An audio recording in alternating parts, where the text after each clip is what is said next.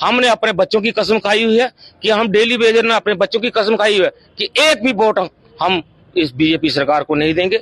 जो हमने अपने और पीडीडी का ये जो प्रोसेस है, ये लगातार जब से इनका एसआरओ निकला है, ये कंटिन्यू प्रोसेस चलता है। जितनी भी उनके पास वेकेंट पोस्ट होती हैं वो 381 एसआरओ के तहत उनको रेगुलराइज किया जाता है थ्रू डीपीसी। हमारी बदकिस्मती ये है कि अब मैं किसी पे एलिगेशन नहीं लगाऊंगा कि किसकी कमियां रही हैं।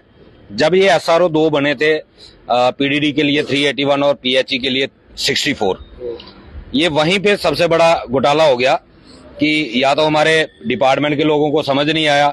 64 के अंदर क्या होता है कि जो भी 4th क्लास एम्प्लॉय रिटायर होता है उसकी पोस्ट जो है अबॉलिश हो जाती है, क्योंकि सुपर नंबररी पोस्ट क्रिएट हुई थी 94 में। 381 में प्रोविजन है कि जो पोस्ट भी वेकेंट होती है उसको वो डीपीसी करके और डेली वेजर को रेगुलराइज कर सकते हैं। पिछली 5 जनवरी को जब हमारी मीटिंग हुई थी सेक्टर में प्रिंसिपल शालीन काबरा जी के साथ, वहां यही चीज डिस्कस हुई थी कि अगर पीडीडी वाले रेगुलराइज हो सकते हैं तो पीएचई वाले क्यों नहीं हो सकते। तो तब उन्होंने डायरेक्टर साहब से ये पूछा था कि हाँ भाई ये बताओ, अगर पीडीडी के हो रहे हैं पीएचई के क्यों नहीं हो सकते। तो उन्होंने कहा कि ये कारपोरेशन कर रही है, कारपोरेशन कर सकती है। तो फिर हमने उनको बताया कि ये कारपोरेशन का मसला नहीं है, ये 381 में प्रोविजन है। और उन्होंने डायरेक्टर साहब को पूछा कि क्या आपने 381 पढ़ा है, तो डायरेक्टर साहब ने कहा कि नहीं मैंने वो पढ़ा नहीं है। तब मैंने यही कहा था कि आप उसको स्टडी करो। फिर प्रिंसिपल सेक्रेटरी साहब ने भी डायरेक्टर साहब को कहा था कि आप ये एसआरओ निकलवाओ और इसको स्टडी करो। अगर पीडीडी वाले हो सकते हैं तो पीएचई वाले क्यों नहीं हो सकते। आपका रवि जी ये कहना कि उस एसआरओ 64 में अमेंडमेंट की जरूरत है इसमें। बिल्कुल, उसमें अमेंडमेंट हो सकती है। हमारे पास भी वेकेंट पोस्टें पड़ी हुई हैं, ज्यादा तो नहीं है लेकिन जितनी भी हैं पुराने लोग तो हो सकते थे। इसके ऊपर डिस्कशन हुई थी और प्रिंसिपल सेक्रेटरी साहब ने हमें कहा था कि हम इसको स्टडी कर लेते हैं। और उसमें कुछ कोर्ट की जजमेंट्स भी थी, 3 जजमेंट है, तब मैंने उनको प्रोवाइड करवाई थी। और 3 लेटेस्ट जजमेंट्स आई हैं जो फॉरेस्ट्री डिपार्टमेंट की हैं, जिसमें एक हरवंश सिंह की जजमेंट है अपनी नई बस्ती के, जिनको रेगुलराइज किया गया है 11 जनवरी को। और वो कोर्ट में गए होंगे ना, कोर्ट में लेकर गए होंगे। बिल्कुल बिल्कुल, कोर्ट डायरेक्ट करता है इनको कि 6 नवंबर 2001 तक जितने भी लोग लगे हुए हैं वो एसआरओ 64 में एलिजिबल हैं, और उसके बाद जो लोग लगे हुए हैं वो एसआरओ 520 में एलिजिबल हैं। दोनों कैटेगरीज के लिए एसआरओ 520 में ये अमेंडमेंट है कि वो अबॉलिश नहीं होगी, उसमें पक्के किए जाएंगे। देखिए, कोर्ट ने जो डायरेक्ट किया, अगर उसको अबॉलिश करना है तो जो 578 लोग रेगुलराइज किए हैं वो किस तरीके से किए, इसका मतलब है वो इम्प्लीमेंट हो चुका है। अब उसको अबॉलिश करने का कोई 520 की बात कर रहे हैं। बिल्कुल, 2018 के बाद पक्के हुए। हाँ जी बिल्कुल, 578 लोग उसमें रेगुलराइज हुए हैं। और अगर वो रेगुलराइज हो सकते हैं तो बाकी वाले क्यों नहीं। पीएचई ने कौन सा जुल्म किया है। पीएचई एसेंशियल सर्विस डिपार्टमेंट है, 24 घंटे चलने वाला डिपार्टमेंट है। इसको क्यों अवॉइड किया जा रहा है, क्योंकि ये कहीं ना कहीं या हमारे ऑफिसर जो थे वो हमारी प्रोजेक्शन सही तरीके से नहीं करते थे। और जैसे कई बार कोर्ट में भी जब हमारे ऑफिसरों की हेयरिंग्स होती हैं तो वहां कह देते हैं जी ये बैकडोर तरीके से लगे हैं। जब कोर्ट जिस चीज को, कोर्ट से ज्यादा लॉ तो कोई जानता नहीं, मैं दावे से कह सकता हूं जुडिशरी से ज्यादा लॉ को कोई नहीं जान सकता। और अगर लॉ डिपार्टमेंट जुडिशरी कह रही है कि ये लोग एलिजिबल हैं तो फिर ये आपका कहना मतलब लॉ ये कह रहा है, जुडिशरी ये कह रही है कि आप लोग बैकडोर एंट्री नहीं है। बिल्कुल, ये साबित नहीं कर पाते, प्रूफ हो रहा है और जजमेंट वो हो रही है। सरकार हमारी 3 केसेस में सुप्रीम कोर्ट तक गई है और सरकार हार गई है। इससे साफ जाहिर है कि ये सिर्फ एक सरकार का प्रोपेगेंडा है लोगों को गुमराह करने का। फिर एक डेली वेजर के पास ये एक राह है अभी, अगर सरकार नहीं करती तो कोर्ट के पास एक कोर्ट का एक राह है डेली वेजर। बिल्कुल है, मैंने आपके चैनल के माध्यम से पहले भी कहा था कि रेगुलाइजेशन हम जरूर लेके रहेंगे, हमें रास्ता बदलना पड़ेगा, बदलेंगे। जरूरी नहीं है कि इसका सरकार के ही भरोसे बैठे रहेंगे। बहुत हो गया इनका, देख लिया हमने कि इन्होंने कुछ नहीं करना। अब अगर कोर्ट में जाने की जरूरत पड़ेगी वो भी जाएंगे। मेरे साथ आज यहाँ पर सांबा से भी कुछ लोग आए हुए हैं, मैं चाहूंगा सांबा के जो है वो भी उनसे भी बात करेंगे। सर, किस तरह से देख रहे हैं, जिस तरह रवि जी ने कहा कि आप लोगों को इन लोगों को यहाँ पर 600-700 दिन होने वाले हैं। मतलब हम आज के इतिहास में देखते हैं किसान आंदोलन हम हमेशा चर्चा करते हैं, लेकिन आप लोग तो किसान आंदोलन का भी डबल सेंचुरी जो है वो मार चुके हुए हैं। लेकिन उसके बाद भी ना कोई लीडर आप लोगों के पास आता है, आपको लोगों को भी यहाँ आना पड़ता है और बार बार ये सुनने को मिलता है कि आप लोगों के साथ, आप लोग कहते हैं हमारे साथ सुतेला व्यवहार किया जा रहा है। और यहाँ पर पीडीडी के डेली वेजर जो पक्के किए जा रहे हैं और आप लोगों की तरफ ध्यान नहीं दिया जा रहा। और भी कई डिपार्टमेंट्स हैं जहाँ पर 12,000 पीडीडी डेली वेजर्स हैं, कई ऐसे डिपार्टमेंट हैं जिनके 400 450 ही नंबर है, उनका कैबिनेट के डिसीजन भी उनके पास पड़े हुए हैं, लेकिन उनको फिर भी पक्का नहीं किया जा रहा। शुक्रिया, सबसे पहले आपके चैनल का शुक्रिया जो समय समय पर हमारे गरीब डेली वेजर की आवाज को बुलंद करते हैं। तो जैसे आपने जो पूछा है, सरकार को हमने क्या क्या नहीं करके दिखाया।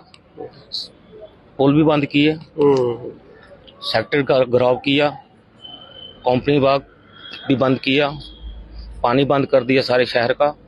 बस सरकार जो टस की मस नहीं हो रही है। सरकार को हम जिस स्पष्ट संदेश ये देना चाहते हैं अब कि 4 मार्च को हम एक बहुत बड़ा आंदोलन करने के लिए जा रहे हैं और हम आपके माध्यम से हम सभी डेली वेजरों को ये बताना चाहते हैं कि 4 मार्च को सभी डेली वेजर घरों से बाहर निकले और ये आखिरी लड़ाई होगी हमारी। और इस लड़ाई में अगर हमें डांगे, लाठियां चली या गोलियां चलानी पड़ी पुलिस वालों को, वो हम सहन कर लेंगे। अब हम छोड़ेंगे नहीं, जहाँ तो पालसी लेकर उठेंगे तो जहाँ तो हमारी लाश। आखिरी क्यों बोल रहे हैं? अभी आखिरी है, उसका कोड ऑफ कंडक्ट लग जाएगा। अच्छा, कोड ऑफ कंडक्ट लग जाएगा, उसके बाद हमारा कुछ नहीं होगा। और हम चाहते हैं कि बीजेपी सरकार को हम ये स्पष्ट संदेश देना चाहते हैं कि आप अगर हमें जल्दी से जल्दी हमारी रेगुलेशन पॉलिसी लागू नहीं की तो आने वाली जो इलेक्शन होगी वहां पर आपकी रैलियों में डेली वेजर काले झंडे लेकर जाएगा, नुक्कड़ सभा तक नहीं होने देंगे और जहां जहां तक आप जाएंगे डेली वेजर आपके पीछे जाएगा। हमने अपने बच्चों की कसम खाई हुई है कि हम डेली वेजर ने अपने बच्चों की कसम खाई हुई है कि एक भी वोट हम इस बीजेपी सरकार को नहीं देंगे, जो हमने अपने बच्चों की कसम खाई है। जय हिंद, जय भारत। आप देख रहे हैं यहाँ पर डेली वेजर के अब माइंड में एक बात ये भी जो है वो जहन कर चुकी है कि अब ज्यादा देर नहीं है, क्योंकि जम्मू में लोकसभा चुनाव पूरे देश में होने वाले हैं, जम्मू में भी जो होंगे और ज्यादा से ज्यादा अगर देख ले तो मार्च 15 तक या 10 तक जो है कोड ऑफ कंडक्ट लग जाएगा। उसके बाद जो जो डिसीजन है वो दरे के दरे रह जाएंगे, कुछ भी नहीं हो पाएगा। अब ये डर कैसे सता रहा है रवि जी? हरमीत जी, ये डर नहीं है, सच्चाई है। जो आने वाला समय है, हमें मालूम है कि 10-11 को रमजान भी शुरू हो रहा है और मुझे लगता है कि 7 और 15 के बीच मोदी जी रैली करने वाले हैं कश्मीर में। इलेक्शन कमिश्नर ऑफ इंडिया जो है वो भी दौरा करने वाले हैं 12 मार्च को। तो इससे ज्यादा से ज्यादा 15 के आसपास हमें कोड ऑफ कंडक्ट देखने को मिल जाएगा। उसके बाद कोई हमारे पास ऑप्शन नहीं है, इसीलिए हमने 4 मार्च को एक कार्यक्रम रखा। और मैं 2 संदेश आज डेली वेजरों को देना चाहूंगा।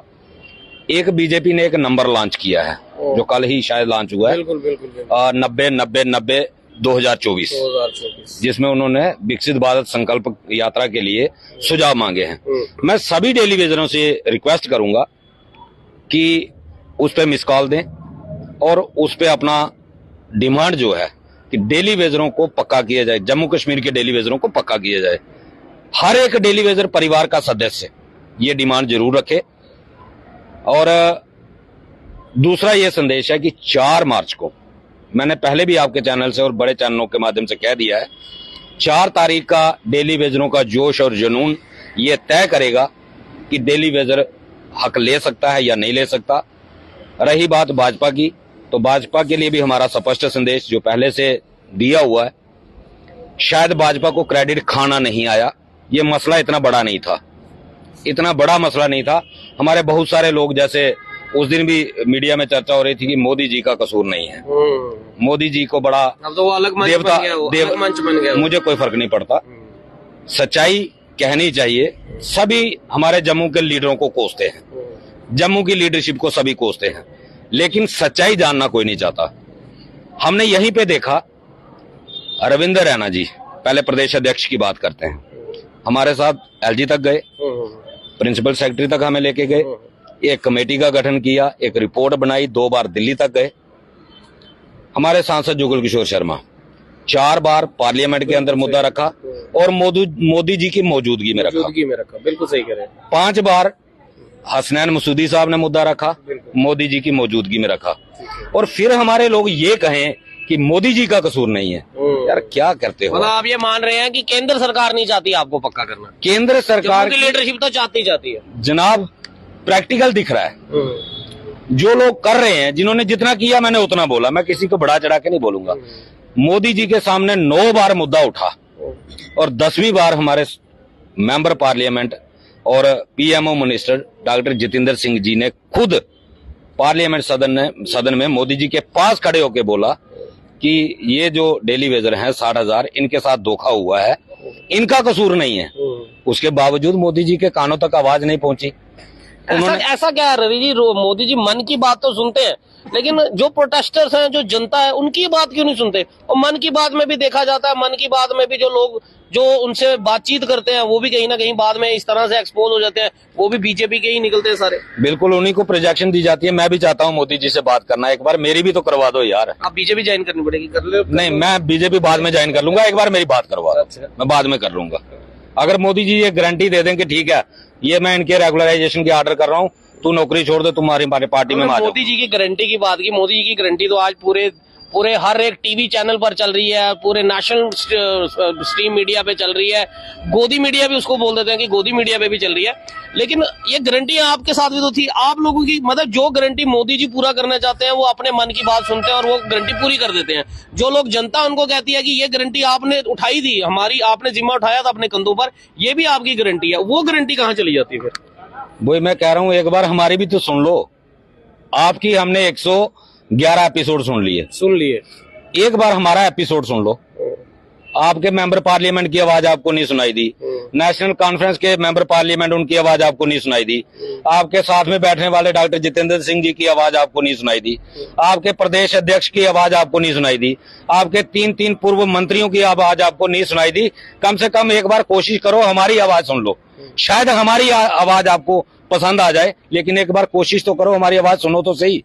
पिछले 614 दिन से यहाँ पे चिल्ला रहे हैं, मीडिया के थ्रू भी, सोशल मीडिया के थ्रू भी। आपका मेन हथियार है सोशल मीडिया, जिसके बलबूते पे आप सत्ता तक पहुंचे थे 2014 में। हमने भी काफी इस्तेमाल किया अपनी आवाज वहां तक पहुंचाने का, लेकिन हमारी आवाज आपने नहीं सुनी। कम से कम भगवान का वास्ता, जिस श्री राम के नारे लगाते हो उसी श्री राम का वास्ता, एक बार गरीब लोगों की आवाज सुन के देखो, रात को चैन की नींद सोओगे। बहुत अच्छा लगेगा आपको, बहुत अच्छा महसूस होगा अगर इन गरीबों के बच्चे अच्छी रोटी हासिल कर पाएंगे, अच्छी रोटी खा पाएंगे,